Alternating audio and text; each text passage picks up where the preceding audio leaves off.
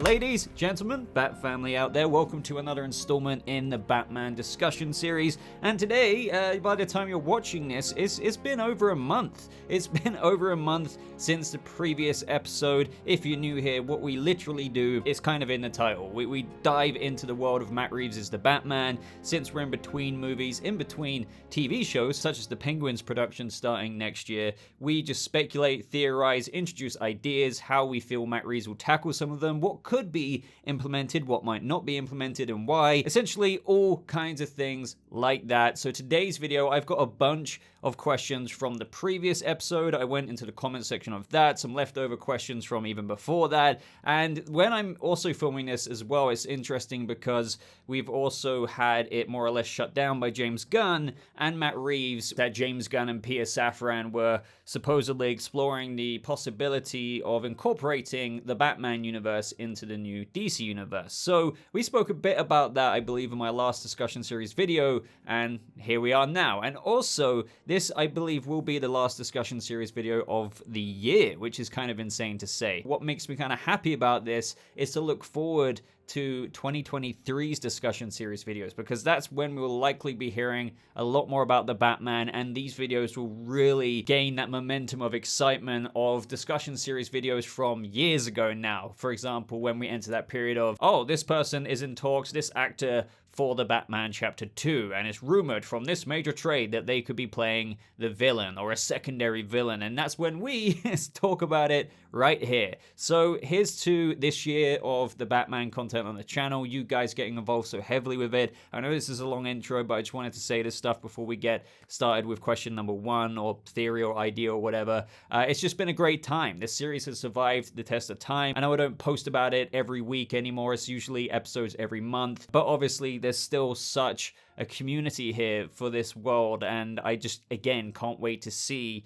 what this series is going to be like as we enter pre-production for the Batman Chapter 2, even the Penguin series, because obviously into next year we'll be learning all kinds of new things about that. So just thank you so much for sticking with me. I hope you continue to enjoy these videos. I love the community engagement and just talking about your comments, chucking you up on screen, and to many, many, many, many more episodes to come. So give this video a like if you do go on to enjoy it. So number one, I believe we spoke a little bit about Robin in the previous episode, as we do occasionally, but it started quite a few replies in the previous episode's comment section. So The Stranger, 4 weeks ago now, from when I've taken this screenshot, says, I feel like Robin/Dick can be introduced halfway or 3/4 of the way through the second movie. There could be a mini-series of Dick adjusting to being adopted by Bruce, and it shows him becoming Robin throughout. Now, it's got 30 upvotes from the previous video. Now, my thoughts on this is, again, this is only hypothetically for those who maybe didn't watch the last discussion series video. If he does appear in this series, when should he appear, or when could he? This is only assuming if that happened, for speculation's sake.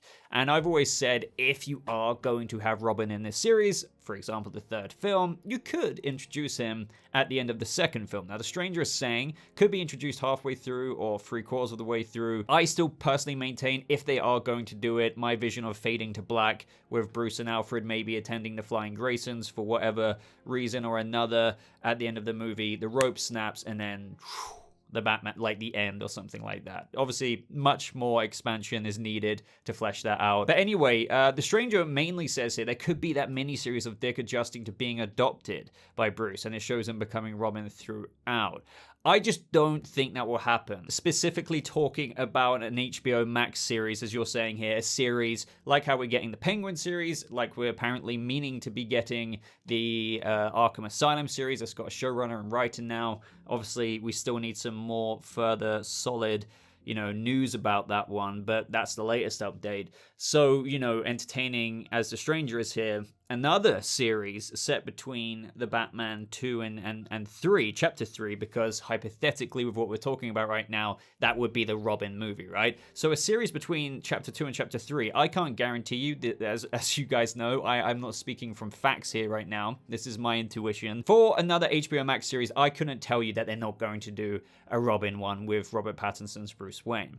But intuitively, I don't think that would happen. Even if Robin got introduced at the end of the second movie in the way that if they were going to do it, for example, let's just go with my idea, for example's sake, fades to black after Bruce sees the snap, and then we all know where that goes. If they then did an HBO Max Robin series after that, that would require quite a lot from Robert Pattinson. Obviously, it would be kind of like a Batman movie, wouldn't it? But in an 8-episode HBO Max series, for example, just like how The Penguin is, bridging the gap between the second movie and the third movie. I just can't imagine them greenlighting a series like that where you get Robert Pattinson in, you have to pay him for like 8 episodes. This is like the main star, right? Even though I completely understand the fan goggles desire of like, oh, well, if they did introduce Robin at the end of the second movie, instead of just picking up in chapter 3, the final movie, with that relationship already just being at a certain point, why wouldn't you flesh that out with an HBO Max series? I do get that, but again, it's more or less like another movie in the form of an HBO Max series that would cost tons of money. And despite, again, with the fan goggles on of how cool that would be, it's just one of those things that I can't really articulate so well as to why I just don't think it would happen, even as cool as of an idea as it is, if it were ever to happen. I think they can convey how the relationship has been going by that point through character dialogue. The fact that, Alfred might say something like, Mr. Grayson, you've only been with us 4 months, sir, and you're already, things like that. I think they'll reserve, if this was to ever happen, because for all we know, Robin might not even ever be in this trilogy, but if that was to happen, they would probably reserve the explanation for things we haven't seen and context, filling in the blanks here and there for actual scenes in the movie. Plus, even Bruce could fit in aspects of what's happened so far in the monologue at the beginning of the 3rd chapter, because I'm pretty damn sure we're always going to get like an opening and ending monologue to each movie. It just seems too good to get rid of that. But yeah, other than that, I don't really have from the top of my head like a really good way to somewhat shut down this idea. It just feels like Robert Pattinson is probably just going to stick to the movies outside of potentially very, very small cameos in maybe The Penguin, or even if it is a cameo of what we're about to get into, it might just be in a news background kind of stuff, or maybe if there is something big, it will be reserved for very specific scenes in the Arkham series or The Penguin, where it doesn't feel like you're kind of, leaning too heavily on that big character. Even though this is in that world, the Batman's world, Robert Pattinson's iteration of that world, I don't think they're gonna go as far to like heavily concentrate that into an actual separate series, no matter how warranted that feels like it should be in some fans' minds if we ever were to get that Robin series. It would be insanely expensive as well. And to just really like put the cards on the table, an 8-episode or even 6-episode, let's just call it 6 episodes, so it's not like mega long, even still more than the movie's length, of Robert Pattinson's Batman with Dick Grayson's Robin, set after the events of the end of the second film, where he would have, maybe adopted him or saw the Flying Grayson. It would more or less be a Batman and Robin TV show. Like, you would have heavy Robert Pattinson scenes, you would have heavy Batman scenes, you would have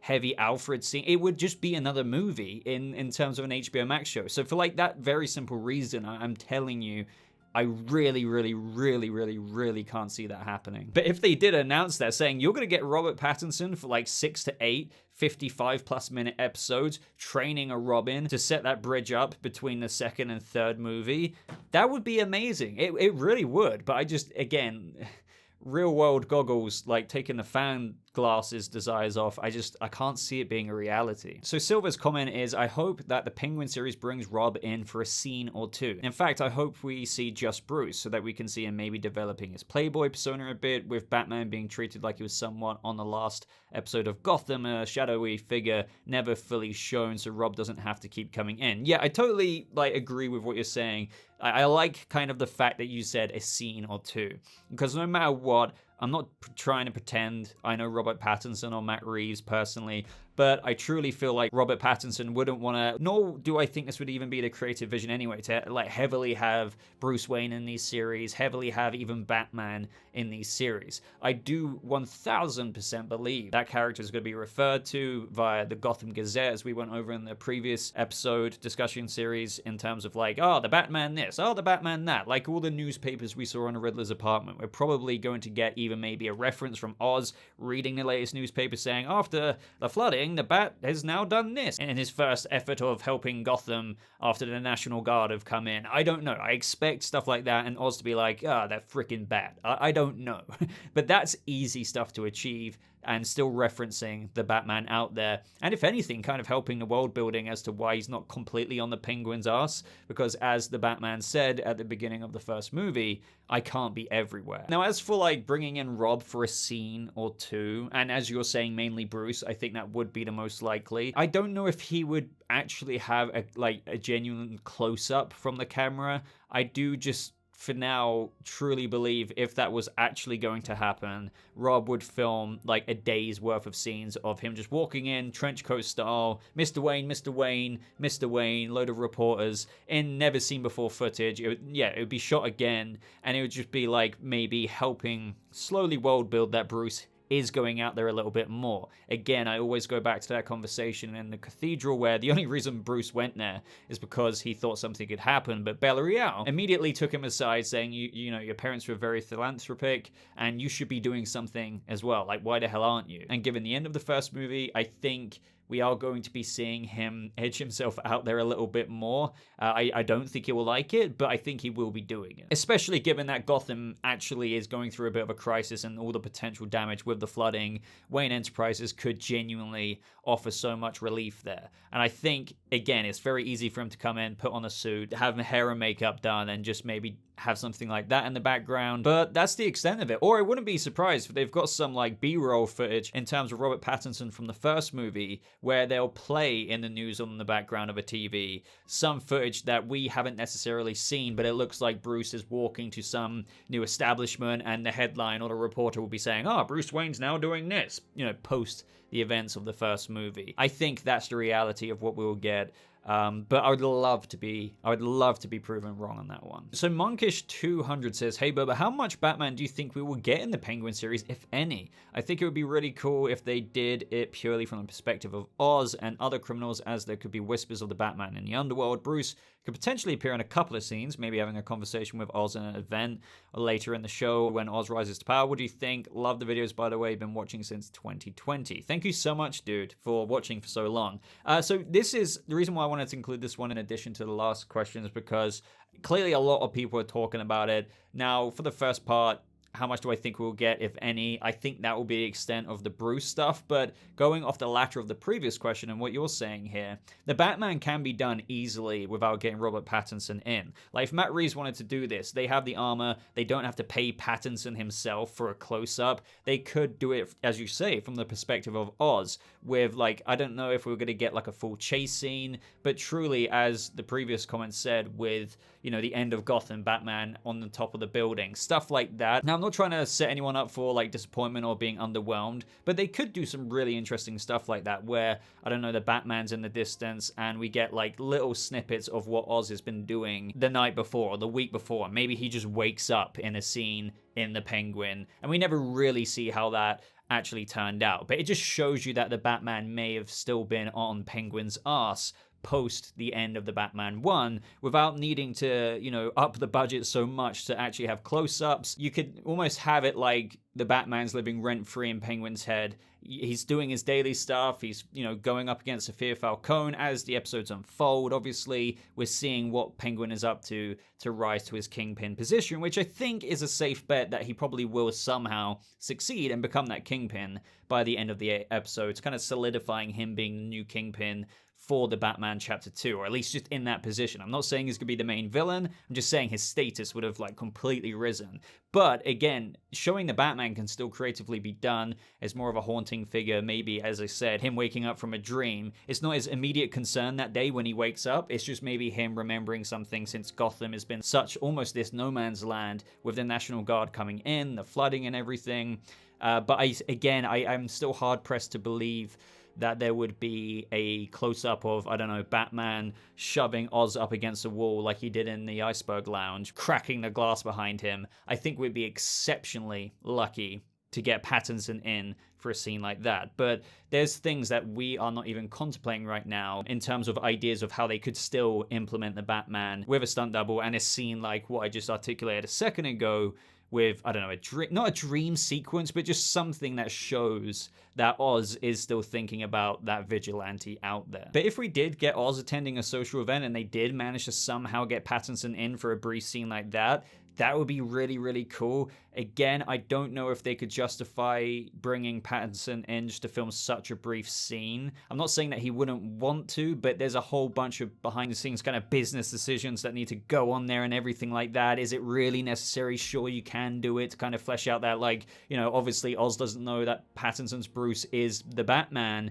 but, like, do you need to show that when this is focusing on such a different thing with the Penguins' rise to power and taking on the Falcone family? Now we know Maroni is somehow involved, apparently, according to reports, of which we're about to get into even more. But yeah, I just think it's going to be stunt doubly if we see Pattinson's Batman at all, or even ignoring my previous example of where he just kind of wakes up from a dream with Batman living rent-free in his head. They could have a moment where Oz is seeing the Batman in a distance, taking down his goons, and he gets away. But you never get that full close-up of Robert Pattinson's face. But the armor, the exact same. The stunt double, for all intents and purposes, looks more or less very similar to Batman from like 30 meters away. There's stuff like that, of which they can easily do, and Oz manages to get away maybe.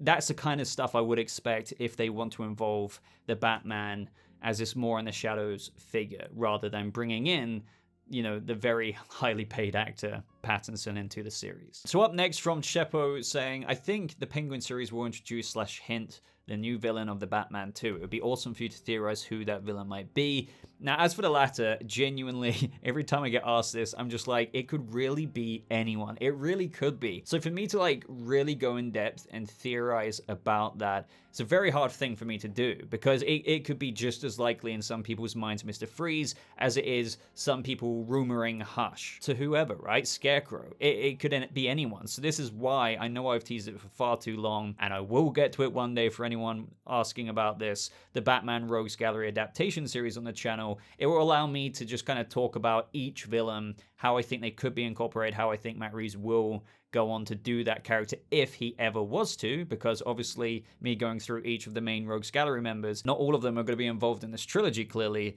but it's a way for me to talk about this without me genuinely speculating as to who I think that villain could be in the second movie, because there's actually nothing, absolutely nothing right now in terms of a clue as to who that could be. Other than if you really want to say the fact that, you know, there was that Easter egg of Hush money and there was a big hush on the Riddler's expose of the Waynes in Gotham. But, you know, that's not really a clue. That doesn't mean definitely that Hush is the second movie's villain. So yeah, I think that answers the question. It could be Freeze, could be Scarecrow, could be Hush, it could be one or two, with the Penguin and Colin Farrell's Penguin still very heavily featured in the second movie, more screen time than the 12-ish minutes that you got in the first one.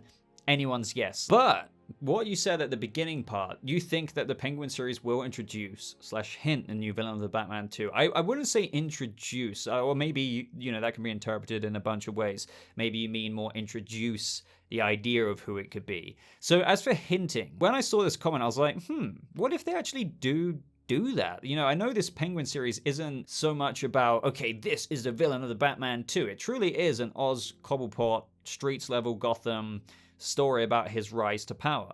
But it is also set temporally before the events of the Batman 2.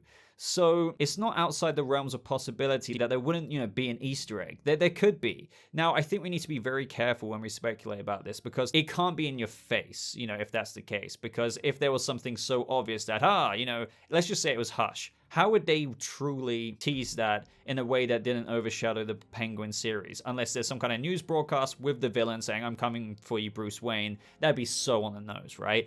I can understand if you have Mr. Freeze, a perfect example of maybe doing it the right way, subtly kind of seeding who that sequel villain could be. Let's just say there's major Goth Corp story headlines. Maybe there's the brilliant scientist, Victor Fries, being mentioned by a news reporter. If there was something that obvious that actually took the screen time of an episode for more than 5 seconds. Let's just say we have Colin Farrell's Penguin watching TV. It cuts to that TV report, and actually we watch that reporter talk about it for 4 to 5 seconds. And even if after that it cuts back to Oz's face and he just turns it off, and then the episode just, you know, carries on doing whatever it was doing, I would think, oh, that was too much of a deliberate tease. That would be a way to introduce it it could be completely inconsequential for a lot of general audience viewers. They might be like, oh, Victor Fries, do I know that name? Could that, but a lot of the fans would be like, Are they gonna, if they're teasing GothCorp, maybe that's too on the nose to be like, brilliant Victor Fries has, been leading the new GothCorp project that could mean this for cryogenesis or something like that.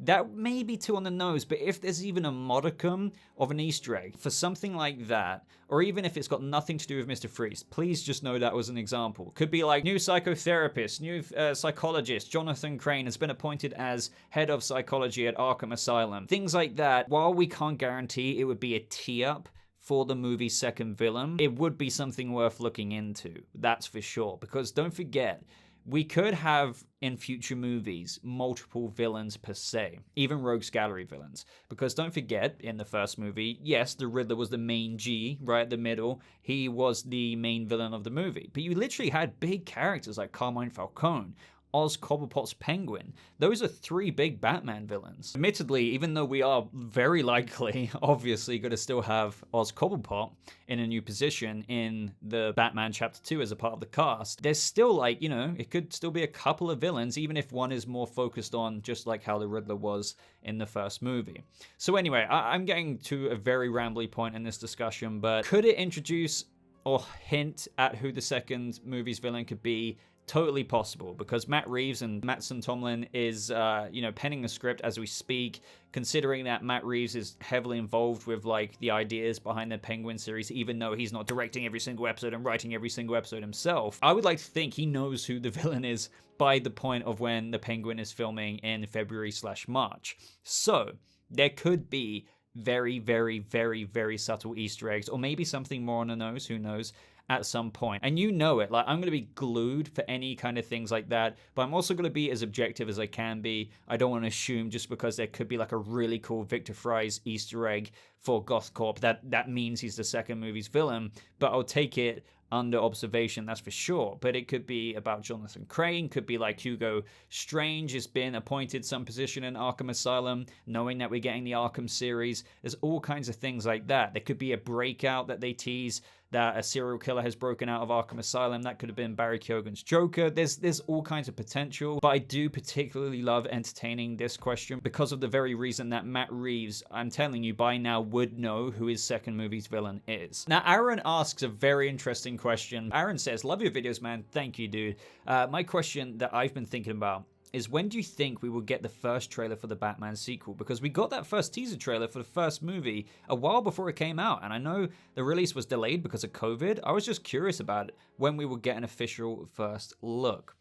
So, the Batman, despite how crappy everything was for everyone during those years of the pandemic and whatnot, DC fandom, I know people like to criticize it so much, saying, oh, it was so shit, oh, it could have done this, could have done that. That 2020 fandom was something else, I think, for a lot of us Batman fans. Because it's incredible, really, that we got an event like that, and Matt Reeves went on stage, spoke about the Batman. Robert Pattinson even introduced it by appearing on a little pre-recorded message. Then we got a sizzle reel, which, even though Matt Reeves said they'd only shot 25 to 35% of it by that point, that is just insane how much they were able to show with just that much. They had so much of the movie left to shoot, but they had only shot, for example's sake, 30-35%, which is just nuts. And the movie still didn't come out until 2022, this year of March. So that is 2 years before the release date, but I don't want anyone thinking that we now need to equate that to the second movie's release,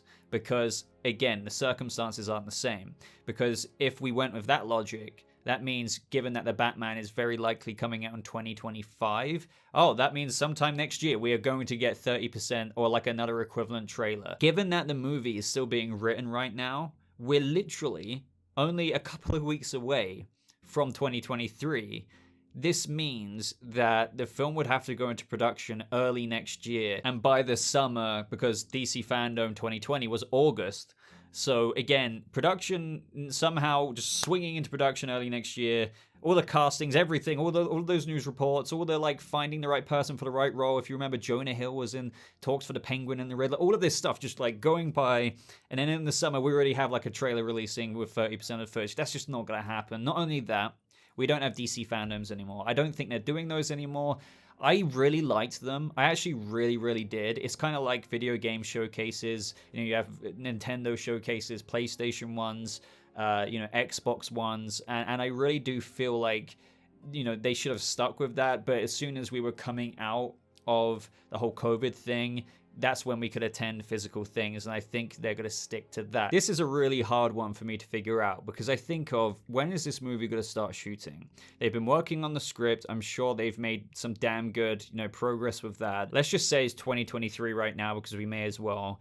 I think they're going to still continue working on that, and then, castings will be underway. I think it all depends when they get greenlit for production, because I would like to think that would be next year, and if it is next year, it would probably be after the summer, because next year is the year where I think the major trades will get that similar stuff and coverage on this channel of where I release a video saying, oh, Variety just reported that this person could be playing the villain for the Batman. That's the stuff I expect leading up to the summer at some point next year.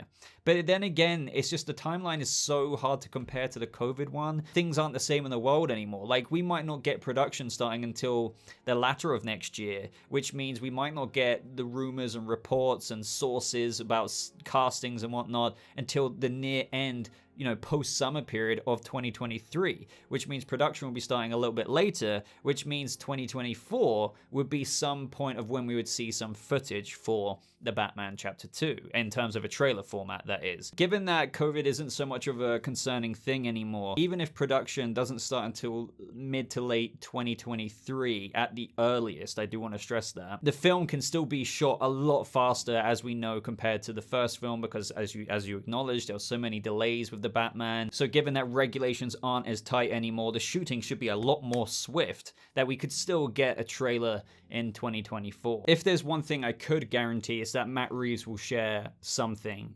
undoubtedly, because even before I believe we got any DC fandom trailer, do you guys remember when he released these images that I'm showing on screen right now? That was incredible. Like, by that point, we had barely seen anything about the Batman, and we got to see Robert Pattinson in the Batman armor from all these cool little angles with the Batmobile there. You can bet your ass that Matt Reeves will want to keep fans fed with behind the scenes production things just like this. Then he posted things like that chair where the mayor's dead body was sat in, things like that. I think we'll be getting all kinds of things like that, and since we're not getting a DC fandom, I think he would still like to share something as he does online. I don't know what that would be. Of course, if it's not shared online in terms of footage, they could reserve it until a Comic-Con or some kind of convention, because we're not getting those DC fandoms anymore. But in terms of trailers, absolutely, like official trailer or the Batman teaser, that will be out 2024. Because don't forget, we will be incredibly lucky if we get the Batman releasing by the end of 2024 in theaters. But for sure, 2025. Why do I say that? Well, back when the Batman was released, Dylan Clark, the producer, said, I will go on record and say that it will be less than 5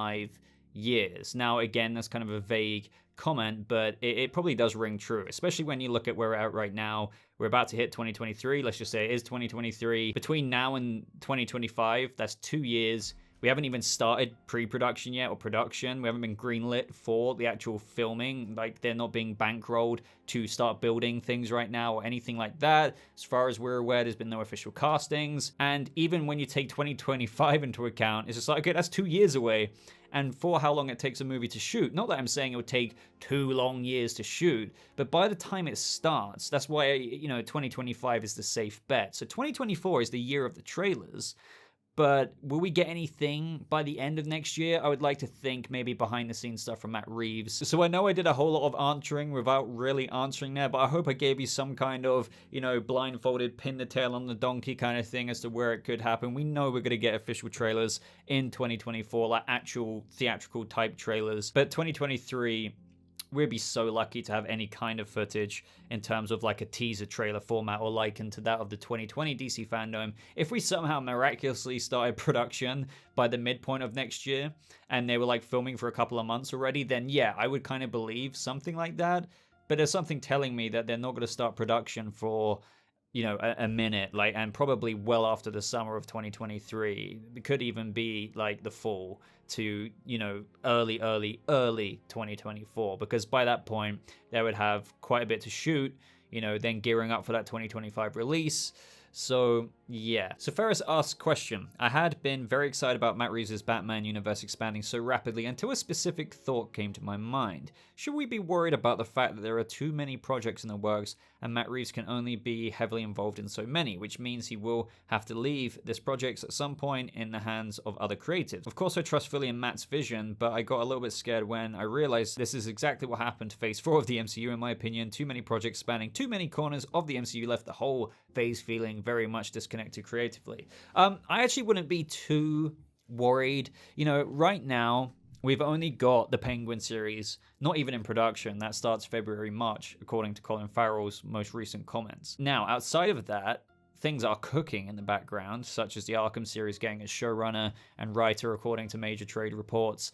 And I'm personally not worried about being spread too thin, Matt Reeves that is, because his main focus is the movies. Of course, though, he needs to curate these other projects. But I don't think it will have that kind of repercussion as you compare to the Phase 4 of the MCU, because, for example, the GCPD series, that was stalled for so long because Terrence Winter left, and the reason was because of creative differences. Clearly, I don't know what was going on between Matt Reeves and him. I'm not saying it wasn't respectful, but, like, Matt Reeves still wanted it to be done a certain way, and for some reason or another, that fell behind, right? Like that wasn't going forward, even though apparently it's still on the table, according to the reports that we spoke about, I don't know, like a month or so ago. But my point is, I think he will have this dominance of vision, and he will enlist certain people. He will review the scripts. He'll review and outline the story. The directors will have their job. The writers will have theirs. But if certain things aren't according to his plan, which is totally his prerogative in terms of, like, this is his universe,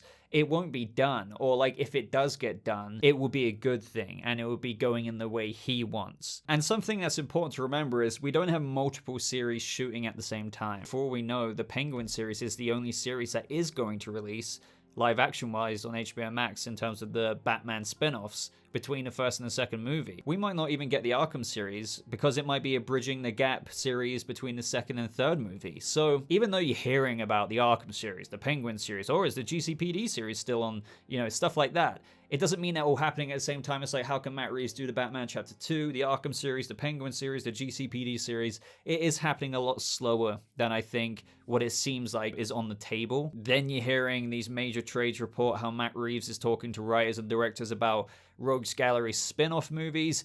But if there's one thing I do have confidence in, and sure, like this can sound like a bit of bias, but Matt Reeves, I think, treats his own universe with the utmost respect, and I don't think he would mishandle it, even when it is going to other creatives, like, you know, for example, a director directing the episodes, or like, you know, the new showrunner of the Arkham series. I think he can have a finger dipped in each different dish, if you know what I mean, making sure it happens the right way, but also when it should happen should also be the right time. Up next from Chuck Boss saying, yeah, I've been saying that they should bring in Dent to take on the Maroni case and become Two-Face in the process. Penguin would be interested. He also needs to get his money back from Selina, so if the show does a start where the Batman left off, she would fit right into that. He wants money, power, and respect. I don't think Selina will be in, you know, the Penguin series. I mean, I could be wrong about that, but the reason why I mentioned that is because of Maroni. The next comment from Billy also says, on the Maroni comment, do you think it's possible that one of the twists, because we're hearing that the Penguin series will be full of like twists and turns and stuff, is he's released from prison / has all charges dropped or something like that? Now it's been exposed to all of Gotham